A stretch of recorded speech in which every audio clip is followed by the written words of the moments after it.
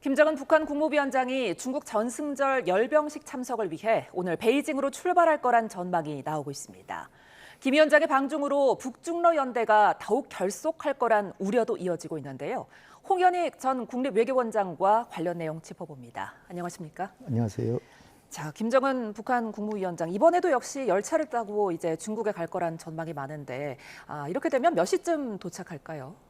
글쎄 뭐 언제 떠날지를 모르니까 정확한 시간은 모르겠지만 네.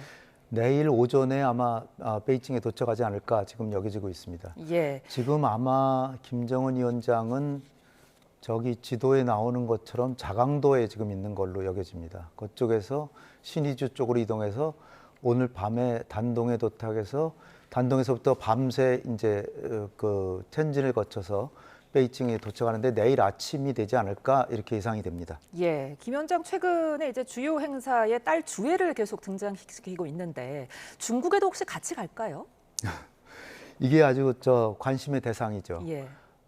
만약에 같이 간다면은 후계자 반열에 상당히 접근했다 이렇게 볼 수 있겠고요. 예.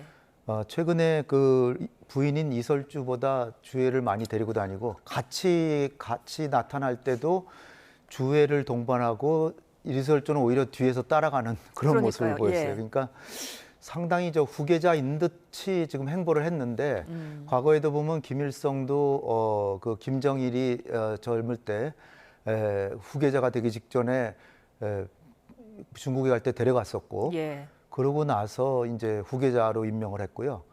그 다음에 김정은 역시 김정일이 죽기 1년 전에 그 만주에 그 김정은을 데려가서 당시에 후진타오 주석 2010년에 후진타오 주석한테 소개를 했다는 겁니다. 예. 그러고 나서 1년 뒤에 대장 계급을 달아주고 이제 후계자로 완전히 이제 했는데 1년 뒤에 김정일은 사망했죠.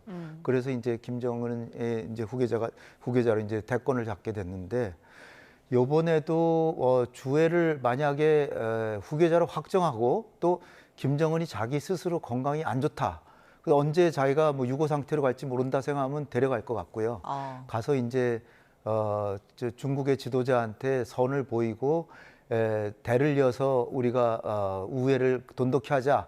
얘가 나를 이을 것이다라고 소개를 할 텐데요. 예. 근데 두고 봐야 되고 혹시 중국 측에서 주애를 만약 데려가면 전 세계의 시선이 주애한테 쏠릴 수가 있습니다. 부인을 안 데리고 도대체 딸을 데리고 나타나는 저 속내가 뭔가 하면서 언론이 굉장히 관심거리가 되겠죠. 그러면은 이게 그 천안문 열병식에 관심이 다 집중돼야 되는데 그쪽으로 쏠리면 안 되니까 중국 측에서 이 좀 모양이 이상하다. 그래서 데려오긴 하되 비공식 수행원으로 해서 이렇게 비주얼이 나타나진 않도록 하도록 할 수도 있다. 그러니까 우리가 좀 관심을 가지고 한번 지켜볼 필요가 있다고 봅니다.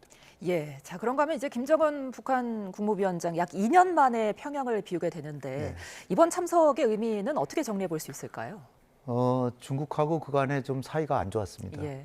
그래서 북한에 대해서 소위 뭐 동맹국이긴 한데 형식적으로 동맹국인데 관광객도 안 보내고 또 노동자들 많이 와 있는데 노동자들 막 돌려보내고 네. 그리고 뭐 교류가 별로 없었고 아주 좀 소원했는데 지난 7월 정도부터 조금씩 변하더니 최룡해가 평양 주재 중국 대사관에서 행사하는데 거기 참석하고 뭔가 변하나 보다 했는데 역시 이제 한 달 뒤에 이제 김정은이 베이징을 가는데요. 이렇게 전격적으로 가지만 과거에도 2018년, 19년에도 굉장히 오랜 기간 소원했다가 갑자기 한 번 가더니 1년 새에 4번을 가고 마지막에는 시진핑이 또 평양을 방문했거든요. 예.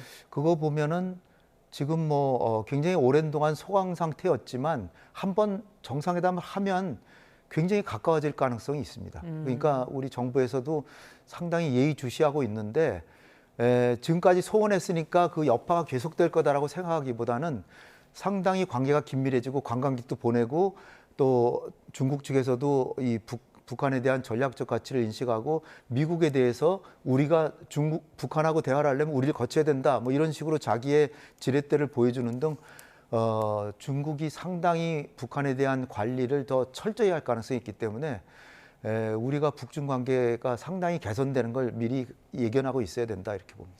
그 짚어주신 부분과 더불어서 김 위원장이 다자 외교에 이제 데뷔하는 자리기도 하잖아요. 네. 예. 다자 외교 근데 사실 찬란하게 데뷔하려면 어제 있었던 그 상하이 협력기구라는 게 있거든요. SCO. 예. 거기 이제 푸틴도 참석하고 이란, 인도 뭐 여러 중앙아시아 5개국 뭐 다 참석합니다. 거기를 참석했으면 완전 다자무제 데뷔하는 건데 조금 성격은 다른데 물론 그 내일 모레 그 천안문 열병식에도 26개 정상급 지도자들이 모입니다. 예. 근데 거기는 지금 그 상하이 협력기구에 참석했는데 거기는 안 오는 사람도 있어요. 모디 총리라든지 에르도안 튀르키예 대통령이라든지 또 이집트 대통령 이런 사람들은 안 와요. 왜냐하면 이들 나라들은 서방하고도 굉장히 관계가 긴밀하기 때문에 군사 열병식에는 일부러 참석을 안 하는 거죠. 예. 근데 어쨌든 김정은이 이렇게 다자 정상이 모이는데 한데 껴가지고 행사를 한다는 건 굉장히 처음 하는 행사고요. 그런데 이제 우리가 좀 오래돼서 그렇지 김정은이 할아버지를 많이 모방하잖아요. 예. 근데 할아버지 때 김일성은 상당히 자주 다자회담에 나갔습니다. 반동회의라든지 뭐 비동맹회의라든지 많이 갔었고 단지 이제 그 아들인 김정일은 한 번도 다자회담 가본 적이 없죠. 그래서 이제 우리한테 낯설은데 김정은이 한 10여 년 이제 통치를 하니까 정권의 기반도 확고해지고 자기 나름대로도 이제 자신감이 생기니까 국제 행보를 하는 게 아닌가. 예. 그렇다면 우리에게도 김정은이 국제 무대에 나오는 게 기회가 될 수도 있다는 측면을 잘 살릴 필요도 있겠습니다. 이번에 이제 김 위원장의 전승절 참석 관련 이제 관전 포인트를 짚어본다면 어떤 부분들이 있을까요? 일단 시진핑 양옆으로 김정은하고 푸틴이 나란히 있으니까 세 사람의 얼굴 표정을 잘 보시고요. 예. 어느 두 사람이 친한가 뭐 이런 거 이게 얼굴에 조금 나타날 수도 있을 예. 테니까요. 그다음에 이제 3자 정상회담을 과연 하느냐 이것도 굉장히 관심이 되고 예. 그다음에 우리 국회의장님도 가시는데 의장님은 어디 포진하셨을까? 그다음에 김정은의 그 어떤 다자들 사이에서의 김정은의 어떤 그 태도나 이런 것들이 얼마나 자연스러운가 이런 것도 볼 수 있고 열병식 자체에 중국의 최첨단 무기들을 많이 선보일 겁니다. 이를테면 초대형 스텔스 드론, 예. 드론인데 스텔스 기능을 가진 거. 그다음에 아주 대형 그 무인 잠수함 이런 것도 보여줄 수 있다고 그러고요. 그다음에 공개 행사로는 아마 저 세 번째로 만든 항공모함 이거를 후제남이라고 이걸 공개할 가능성도 있고 다양한 그 미국을 견제하는 무기들을 많이 공개할 것 같습니다. 네. 이런 것도 우리가 관심 있게 봐야 되고 특히 향후에 이제 과연 북중러 3자가 예. 어느 정도 긴밀한 유대를 가질 것이냐 이게 우리한테도 국가 안보에 굉장히 중요하기 때문에 네. 그걸 제일 유심히 봐야 될 것 같습니다. 그 이번 이제 전승절을 계기로 일각에서는 신냉전 시대가 열릴 거다 이런 전망들도 하던데 이 부분은 어떻게 생각하세요? 너무 크게 물론 우리 대통령실 국가안보실에서도 굉장히 이 부분을 주시하고 있는데요. 네. 너무 크게 걱정할 필요는 없다. 왜냐하면 중국의 입장은 북러 간에는 동맹이 돼가지고 파병도 하고 뭐 무기도 주고 뭐 아주 굉장히 긴밀해졌고, 근데 이제 북중 간에는 굉장히 소원하다가 조금 이제 가까워질 테고, 중국하고 러시아는 굉장히 가깝게 지내지만 중국은 러시아에 무기를 주고 있지는 않습니다. 예. 그냥 외교적으로 지원하고 에너지 잔뜩 사고 뭐 이런 그 러시아의 물건을 사주고 뭐 그럼으로써 러시아의 경제를 도와주고 뭐 이런 거죠. 이렇게 동맹처럼 이렇게 하지는 않고요. 중국의 입장에서는 북한이나 러시아나 다 사실은 국제사회에서 불량 국가이기 때문에 가까이 한다는 게 상당한 부담입니다. 중국은 서방하고도 가깝게 지내고 싶은데 너무 가까이 지내면 미국의 견제도 더 심해질 뿐 아니라 네. 또 이 불량 국가들하고 친한 나라라 그래서 국제적인 이미지도 안 좋아지죠. 그래서 아마 시진핑 주석은 불가근 불가원. 그래서 이 북한하고 러시아하고 가깝게 지내는 모습을 보이는 거는 미국을 견제한다는 측면에서 그럴 테고요. 그러나 또 다른 한편에서는 서방을 의식해서 너무 가까운 모습은 또 안 보이려고 할지도 모릅니다. 예.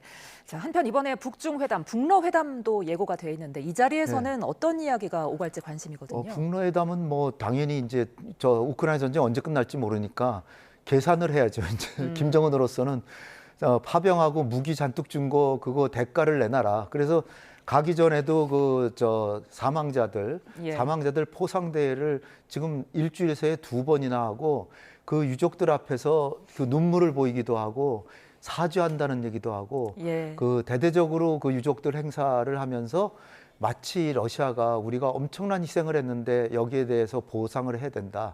이런 걸 보여주려고 그러고 있어요. 예. 그래서 이제 아마 전쟁이 끝나도 북러 관계가 아주 소원해지지는 않을 겁니다. 왜냐하면 거기 이제 건설 수요가 많은데 북한의 노동자들이 많이 새롭게 갈 수도 있고 가 있던 병사들이 노동자로 변해서 또 일할지 몰라요. 그러니까 북러 간의 관계는 계속 가까울 텐데 또 러시아한테 뭐 신무기를 달라든지 뭐 무기 기술 여러 가지 달라고 할 수도 있고요. 또 어떻게 보면은 트럼프 대통령 왔을 때 푸틴 대통령하고 트럼프 대통령하고 케미가 상당히 통하잖아요. 예. 그러니까 푸틴 대통령이 어떤 태도를 취하냐 하는 것도 김정은한테 중요할 수가 있어요. 그래서 이 북한하고 러시아하고 미국 간의 3자 관계에서 어떤 일이 벌어지냐 하는 것도 관심이 있을 수도 있습니다. 예.